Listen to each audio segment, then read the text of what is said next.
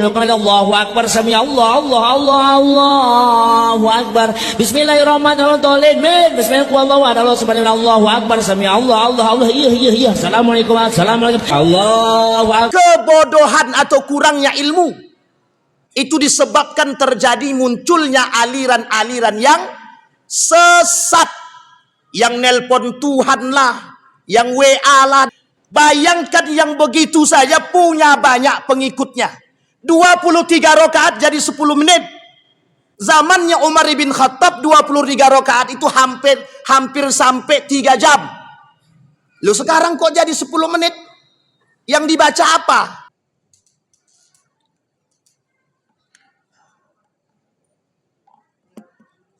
Turun namanya turun namanya.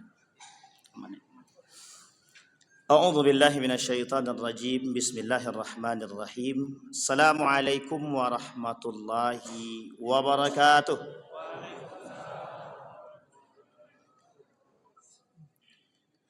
Alhamdulillahi rabbil alamin. Alhamdulillahilladzi arsala rasulahu bil huda wa dinil haq liyudhhirahu 'alad dini kullih wa kafa billahi shahida. Ashhadu an la ilaha illallah wahdahu la syarika lah wa ashhadu anna Muhammadan abduhu wa rasuluh la nabiyya ba'd.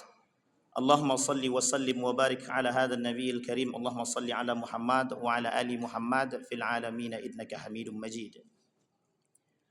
Ya ayyuhan nasu ittaqu rabbakumul ladzi khalaqakum min nafsin wahidah wa khalaqa minha zawjaha wa batha minhuma rijalan katsiran wa nisaa'a wattaqullaha alladzi tasaaluna bihi wal arham innallaha kana 'alaikum raqiba. Wa qala Allah ta'ala ya ayyuhalladzina amanu taqullaha wa qulu qawlan sadida yuslih lakum a'malakum wa yaghfir lakum dhunubakum wa may yuti'illaha wa rasulahu faqad faza fawzan 'azima. Mudah-mudahan di Isya ini Allah melimpahkan rahmat dan karunia-Nya kepada kita semua. Yang hadir Allah berkahi, Allah limpahkan rahmat dan karunia-Nya. InsyaAllah kita semua husnul khatimah dan istiqamah dalam kebaikan dan ketaatan. Untuk orang tua kita yang telah mendahului kita, Allah tempatkan di tempat terbaik di sisi-Nya. Allah terima amal ibadahnya. Allah kumpulkan bersama orang-orang yang saleh. Untuk orang tua kita yang masih hidup, Allah sehatkan, Allah kuatkan. Dan insyaAllah husnul khatimah. Amin ya rabbal alamin. Bapak Ibu sekalian yang berbahagia, malam hari ini, karena waktu tidak terlalu panjang, kami ambil inti poin saja. Yang ingin saya bahas malam hari ini adalah poin-poin, 5 poin penyimpangan akidah modern. Kalau Buya Hamka bilang, ada namanya syirik modern. Jadi masa-masa itu, masa-masa penuh dengan kesyirikan. Tapi dalam ulama yang lain mengatakan, bukan syirik modern, tapi jahiliyah modern. Apa jahiliyah modern itu? Jahiliyah zaman now. Dan ini penting, karena memang posisinya berada di akhir zaman itu serba memang abu-abu. Nabi bilang dalam hadisnya, sanawatun khadda'at, akan datang masa kepada umat muslim itu sanawatun khadda'at, masa-masa tipu daya. Sampai Nabi bilang, la yubali bima akhadha minal halal am minal haram. Dia tidak tahu apa yang dia pakai, yang dia ambil, halal atau haram tidak tahu. Abu-abu, hitam jadi putih, putih jadi hitam, benar jadi salah, salah jadi betul. Kalau dalam pandangan ulama yang lain dikata ini posisi subhat yang terbesar. Akhir zaman itu posisi subhat terbesar.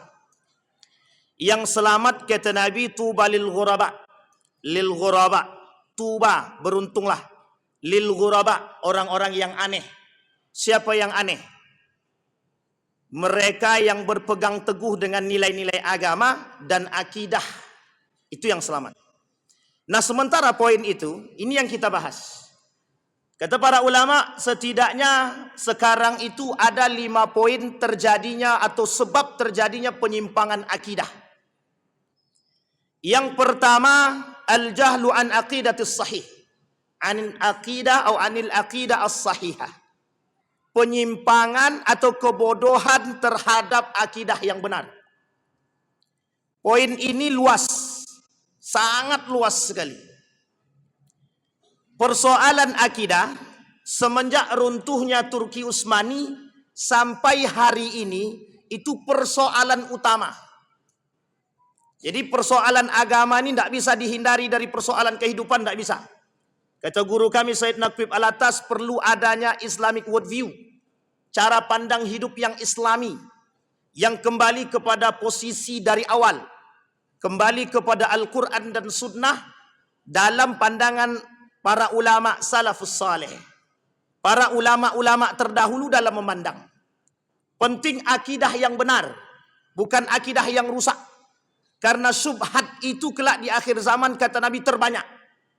Di akhir zaman isi dunia cuma dua. Satu kafir, yang kedua munafik. Orang munafik ini berada di antara umat muslim. Musuh terberatnya umat muslim itu kaum munafik. Yang membuat syubhat, yang membuat rusak akidah itu kaum-kaum munafik. Maka yang pertama kata para ulama poinnya, penyimpangan akidah itu kurang pahamnya atau bodohnya terhadap akidah yang benar. Sekarang kita garis bawahi. Nah terus bagaimana, apa akidah yang benar itu seperti apa? Kalau kita belajar akidah yang diajarkan oleh para ulama, lihat karakter ulamanya seperti apa ulamanya, baik akhlaknya, tinggi ilmunya, tutur bahasanya baik, insya Allah yang disampaikannya mesti jujur. Karena kata Nabi di akhir zaman itu, dari riwayat Huzaifah itu, kelak yang menyesatkan itu bukan orang kafir, tapi yang menyesatkan justru du'atun ila abwabi jahannam gitu. Muncul di tengah umat muslim itu orang-orang alim tapi mengajak ke neraka jahannam. Wah, ini muskilah kalau ngajak ke neraka jahannam. Allah sebut dalam Al-Quran itu sederhana.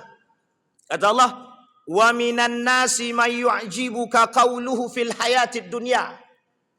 Kelak di antara kalian itu ada orang yang pinter, cerdas, tapi mengantarkan kepada neraka jahanam.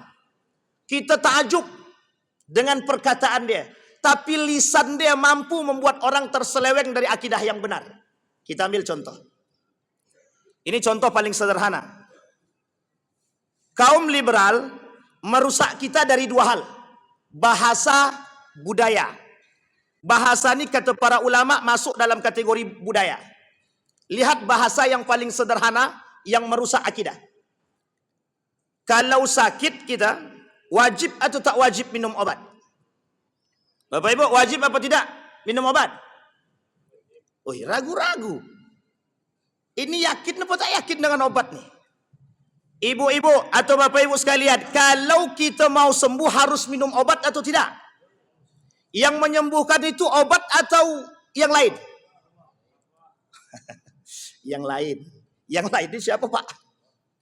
Apa kata orang tua kita? Kalau kau tak minum obat tak akan sembuh. Kalau kau tak belajar tak akan pintar. Ini perusak akidah.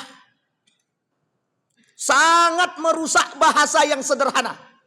Wasilahnya belajar betul, tapi yang mencerdaskan bukan manusia, bukan belajar. Wattaqullaha wa yu'allimukumullah. Bertakwalah kalian, Allah cerdaskan. Naja itu memiliki kelemahan dari berbagai macam aspek, tapi daya ingatnya kepada Al-Quran jauh. Siapa yang memintarkan? Siapa yang mencerdaskan? Allah. Ada orang belajar mati-matian, bodoh tetap bodoh. Tidak pinter-pinter dia. Ada orang yang tak belajar, dengan mendengarkan orang belajar, dialog yang lebih pintar daripada yang belajar itu lagi. Ini saya menyaksikan langsung itu. Kami waktu di pondok itu belajar dengan suara yang keras. Saya tak bisa pakai suara kecil. Kawan saya tidur dekat saya. Lebih hafal dia apa yang saya baca daripada dia sendiri. Ini muskilah nih Pak. Orang-orang seperti ini. Cerdik buruk. Dia cuma dengarkan. Ada orang yang belajar mati-matian. Tetap aja tidak pintar-pintar. Ada. Semua tergantung kepada kedekatan kepada Allah. Ada orang yang tidak minum obat tapi sembuh. Ada. Dan ini cerita nyata. Seorang ulama, penulis kitab Api Tauhid, Habibur Rahman El-Sirazi, mengulas dalam novelnya itu tentang seorang pemuda yang hafal Quran. Sembuh cacat kakinya hanya karena kuasa ilahi mestinya. Tapi dengan doa dan solat malamnya serta dengan hafalan Qur'annya. Apa kata dia? Ya Allah, Kalau kau ridha dengan hafalanku, sembuhkan penyakitku. 1 bulan kemudian tidak ditemukan penyakit sama sekali dalam kakinya. Itu kuasa ilahi. Yang percaya kepada yang seperti ini sedikit. Umat manusia hari ini lebih percaya pada akal. Saya kasih tahu Bapak Ibu kuncinya. Kaum orientalis itu mengangkat akal. Kata mereka, akal ini lebih tinggi daripada wahyu. Wahyu itu Al-Quran. Sehingga manusia harus tunduk pada akal. Kalau tak sesuai dengan akal, jangan terima. Penyimpangan akidah. Sederhana dari bahasa. Sekarang ini penyakit hari-hari saja. Saya sampaikan kepada Bapak Ibu. Mending mana? Mending dia tidak puasa tapi sholat, daripada tidak sholat tapi puasa. Mending yang mana? Ini penyakit Pak, penyakit. Tidak apa-apa dia tidak sholat Pak Ustaz. Yang penting dia sudah mau puasa dan Alhamdulillah. Sejak kapan puasa dia diterima oleh Allah? Tidak akan diterima oleh Allah puasa dia kalau dia tak sholat. Sholat wajib ya, bukan sholat sunnah. Ini posisi penyakit Pak. Kata guru saya ini penyakit mendingan. Kenapa kau tak pakai jilbab? Hatiku belum bersih. Sampai kiamat tidak akan bersih Pak. Kenapa kau tak mau datang ke masjid? Hatiku belum bersih Ustaz.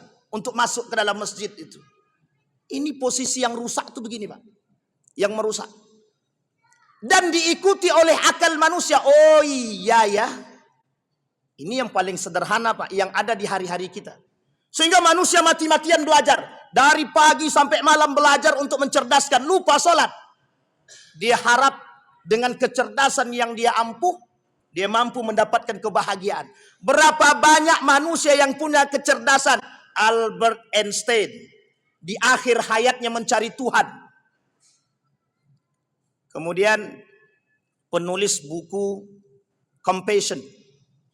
Tentang kalimat Ar-Rahman. Saya lupa nama orang penulisnya. Itu ateis. Tapi dia puji Muhammad, dia puji Tuhan Allah. Artinya apa? Dia mencari Allah saking cerdasnya. Tapi dia masih mencari Allah.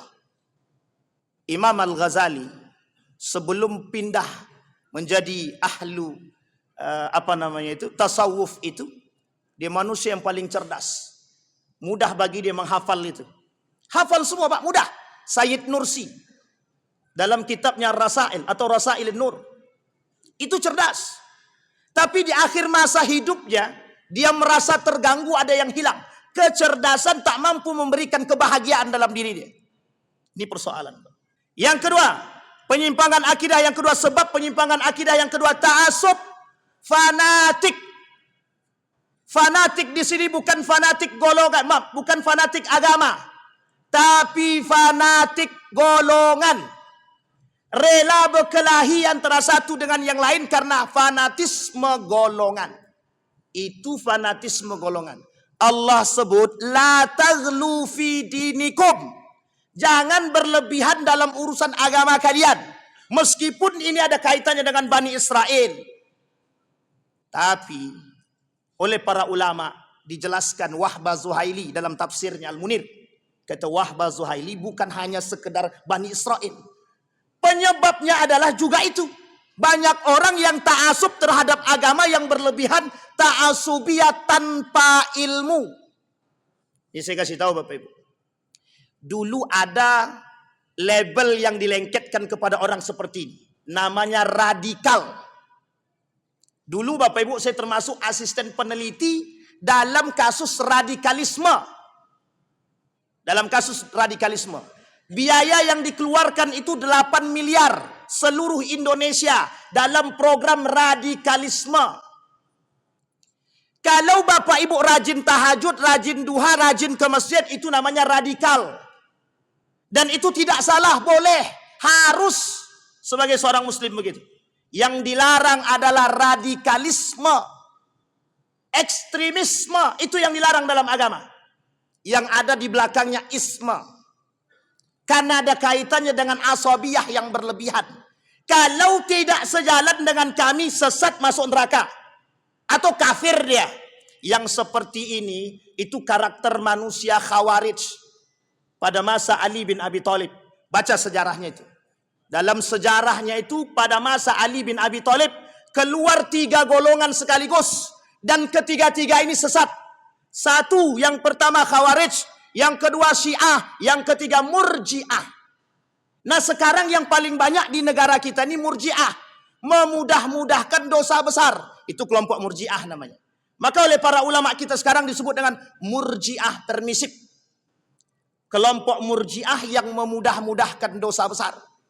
Makanya tak pakai jilbab tidak dosa besar. Main riba tidak dosa besar. Kata Nabi di akhir zaman, kelak yang namanya riba, zina itu merajalela. Sekarang perhatikan, merajalela apa tidak? Merajalela. Bahkan ketika ada pelang tentang riba dipasang, suruh turunkan. Banyak dampaknya kepada bank konvensional, Pak Ustaz. Jadi harus diturunkan. Coba bayangkan. Itu baru persoalan sedikit, Pak. Makanya Bapak Ibu sekalian yang berbahagia, kata Nabi, kelak di akhir zaman itu kemungkaran merajalela. Kenapa diam? Karena kita diam. Nampak orang berzinah tengah jalan, diam aja kita. Nampak orang minum khamar tengah jalan, kita biasa-biasa saja. Nampak orang berkelahi, kita diam. Malah kita foto, masukkan ke Facebook. Ini karakter manusia hari ini, Pak. Apatis dan pragmatis. Kata Dr. Mustafa Umar ketika kajian beliau di sini. Beliau sampaikan manusia itu pragmatis yang sekarang nih, apatis terhadap dosa-dosa seperti itu. Maka kata Samsuddin Zahabi, Imam Az-Zahabi itu, ini persoalan dosa besar. Nah, kembali kepada poin kita Bapak Ibu yang kedua tadi. Ta'assub, apa bahasa lainnya? Fanatisme yang berlebihan. Bapak Ibu, kalau fanatik dengan ilmu, kita fanatik terhadap agama dengan ilmu, saya yakin seyakin-yakinnya tidak ada namanya pertikaian dalam agama. Tidak ada. Ulama dahulu berpecah belah pakai ilmu. Orang sekarang berpecah belah karena nafsu. Bukan karena ilmu, karena nafsu. Oh, nanti kalau jamaahku pergi ke sana hilang dia. Tidak ada yang ikut aku lagi. Nah, ini masalahnya, Pak. Karena ke masalah ta'asubiyah inilah Bapak Ibu sekalian yang berbahagia, ditambah pada poin yang terakhir, yang ketiga, kebodohan atau kurangnya ilmu. Itu disebabkan terjadi munculnya aliran-aliran yang sesat, yang nelpon Tuhan lah, yang WA lah dan lain sebagainya. Ini persoalan serius, Pak, bukan main-main. Bayangkan yang begitu saja punya banyak pengikutnya. 23 rakaat jadi 10 menit. Zamannya Umar bin Khattab 23 rakaat itu hampir sampai 3 jam. Lu sekarang kok jadi 10 menit? Yang dibaca apa? Ya enggak dibaca apa-apa. Bisa dipahami Bapak Ibu. Kenapa kok aliran sesat di Indonesia ini begitu luas? Begitu biasa? Karena mereka semua ta'assub. Nampak orang pintar sedikit, wow, pintar banget, cerdas. Mudah kaget, Pak, gampang. Orang Indonesia ini gampangan, Pak. Nampak orang bergelar profesor sedikit, wow. Dia belum tahu tuh, profesor yang seperti apa. Bayangkan seorang profesor bisa percaya kepada seorang pemuda yang bisa mengeluarkan atau menggandakan uang dari bajunya. Itu gelarnya profesor, Pak. Kalau kita katakan, yang mengantri dengan batunya siapa? Ponari, itu bukan sedikit, ribuan manusia yang mengantri di belakang batunya Ponari untuk dicelupkan batu ke dalam air ini, kalau diminumkan sehat. Ini bukan penyimpangan lagi, Pak. Sampai di sini bisa dipahami Bapak Ibu. Maka kata Buya Hamka, persoalan penyimpangan akidah ini di akhir zaman sangat serius. Bagaimana saking seriusnya? Muncul yang namanya syirik modern. Ini Pak, ini syirik modern namanya. Yang saya pegang ini namanya syirik modern. Tuhan baru.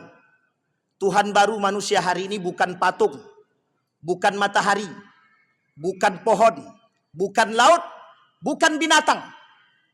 Manusia hari ini mentuhankan manusia itu sendiri. Si anu tuh punya kekuasaan, aku harus datang kepada dia. Kalau bukan karena dia tidak ada yang mampu membantu aku. Hilang Tuhannya di situ. Hilang Allahnya, Pak. Tidak ada lagi Allah di situ. Manusia punya masalah langsung datang kepada manusia, bukan datang kepada Allah. Datang kepada manusia. Itu yang pertama. Yang kedua, Tuhannya, alat komunikasi. Kalau tidak ada internet hari ini, stres anak muda kita sekarang, Pak. Stres. Aku tak punya itu. Ya Allah ya Rabb. Yang ketiga. Ini kalau panjang-panjang mati kena marah kita nih. Yang terakhir, Pak. Yang terakhir. Yang ketiga. Itu duit. Duit. Kata Imam Al-Ghazali, yang membuat manusia berharga dan terhormat di akhir zaman, kata Imam Al-Ghazali, itu duit, bukan iman. Jadi siapapun yang bisa memiliki duit banyak, mau muslim dia atau tak muslim dia, itu akan menjadi terhormat. Bayangkan Pak, non muslim masuk masjid bawa duit bisa dicium tangannya Pak, sama pimpinan, sama orang-orang berpeci Pak. Itu non muslim. Bagaimana kalau muslim yang tak punya duit? Tidak dipandang. Makanya guru ngaji tak dipandang orang Pak. Guru ngaji tak dipandang orang hari ini. Padahal yang mengajarkan pondasi kelak di akhirat. Pertanggung jawabannya di akhirat. Tapi orang yang datang bawa duit dicium tangannya Pak. Maka kata Imam Al-Ghazali, innad darahima taksuri jalan mahabatan wa majalasah. Orang yang punya duit hari ini menjadi manusia spesial di hadapan manusia.